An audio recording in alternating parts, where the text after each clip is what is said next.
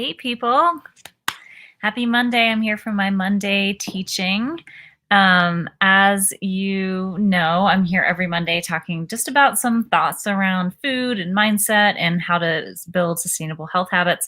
I'm Heather Hammerstedt, emergency medicine physician, lifestyle medicine physician, integrative nutrition coach. Here just to provide you some education. Today, I have some 5 healthy hacks that have to do with one of your weekly chores. They're going to save you time, money, and even help you reach your goals. And it's all about grocery shopping. Before I get into it, again, let me introduce myself. If you don't already know me, Heather Hammerstedt. I'm an emergency medicine physician, lifestyle medicine physician, integrative nutrition coach. Most importantly, like a really humbled CEO and founder of the company Wholest, where we help people figure out how their brains and bodies work around food and around food choices, around mindfulness, around sleep, around exercise, and around how to control your thoughts around who you are and how you want to be in the world. So, okay. I'm going to skip the obvious tips like making a list, shopping the perimeter of the store, eating before you go grocery shopping. Y'all know those things. So you don't buy a bunch of extra stuff because you're hungry. We're going to dig into some other tips you may not have heard about before. So hack number 1 has to do with something you can do before you hit the store or even finalize your list.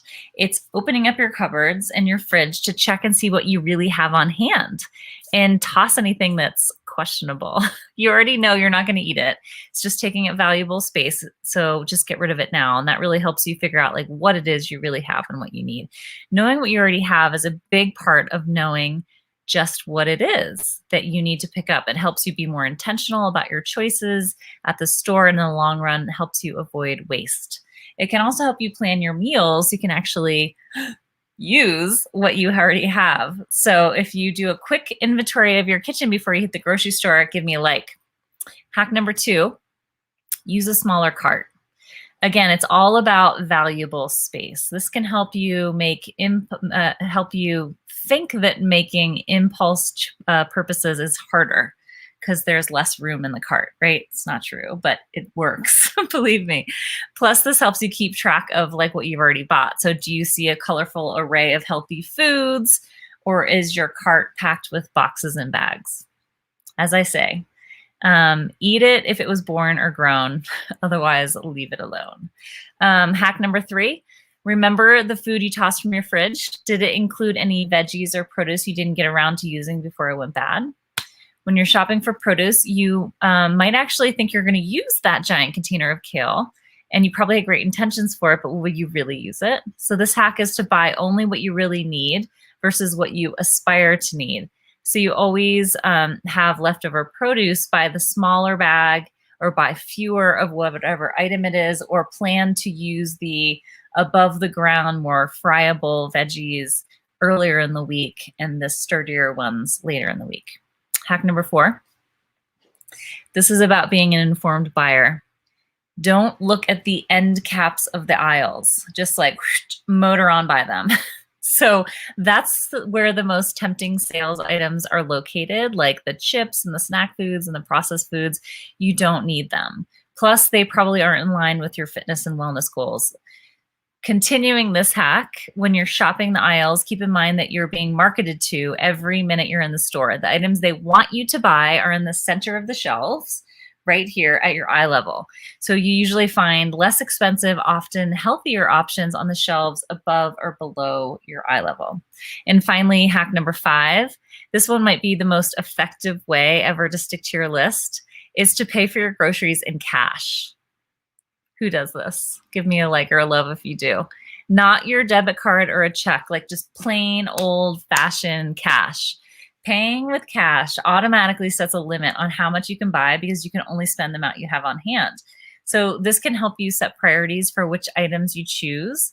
All those impulse buys and extras, they really add up fast. Plus, there's something more like palatable about actually forking over your hard-earned cash than just like swiping your debit card, right? It seems more real. I hope that those hacks help streamline your grocery trip next time and help you reach your goals.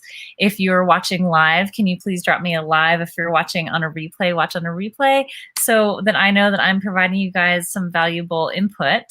Let me check the comments here. Thank you. So we have coming up this weekend. I always like on these Mondays to let you know what we've got going on in the Holist world. On Saturday at noon Mountain Time. Again, I'm going to let you East and West Coasters do your own math. I'm going to be doing a hour-long webinar on nutrition for optimal immunity. You know, this last year has shown us, as I am constantly telling you guys, that our circumstance is less important than what we do with it. How do we control the things we can control? How we fuel ourselves, how we move ourselves, how our thoughts are, and what our inner state is. So what we're going to be talking about this Saturday is about how our immune system works and how the food that we take in affects it. My goal is always to educate you guys, empower you guys with evidence so you can figure out, like, why should I be making the choices that I want to be making, instead of like someone's telling me I need to restrict myself and do whatever this thing is they're telling me to do. If you can internalize it, find your internal why, really understanding how your body and brain work around food, that is ideal. So if you want to join us in that webinar, drop the word immunity into the comments, and one of my team members or myself will get back to you and give you a link to sign up. So it should be really fun. We usually have 1 to 200 people join us on these webinars. I do them the fourth Saturday of every month. So it should be good. Bring your questions ahead and I'll answer them live, and it'll be really fun. So I hope this was helpful for you guys, and I'll be in touch.